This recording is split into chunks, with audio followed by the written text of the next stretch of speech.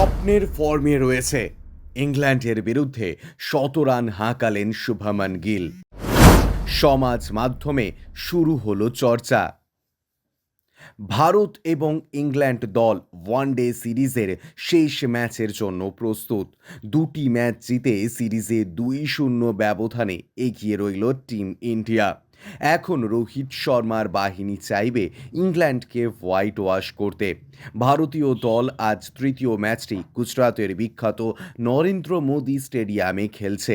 গত ম্যাচে ভারতীয় দলের ক্যাপ্টেন রোহিত শর্মা দুর্দান্ত প্রদর্শন দেখিয়েছিলেন এবং ১০০ রান হাঁকিয়ে তার ফর্মে ফেরার ইঙ্গিত দিয়েছিলেন। পাশাপাশি প্রথম দুই ম্যাচেই অর্ধ শতরানের ইনিংস খেলেছিলেন শুভমান গিল।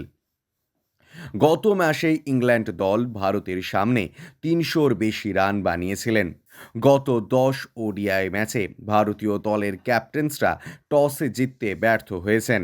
আজ টসে জিতে প্রথমে ফিল্ডিং করার সিদ্ধান্ত নেন ইংলিশ অধিনায়ক বাটলার। এই মাঠে শেষবার টিম ইন্ডিয়াকে হারতে হয়েছিল ২০২৩ সালের ওডিআই বিশ্বকাপে অস্ট্রেলিয়ার বিপক্ষে। আজকের ম্যাচে প্রথম উইকেট হারাতে হয়েছে ক্যাপ্টেন রোহিত শর্মাকে।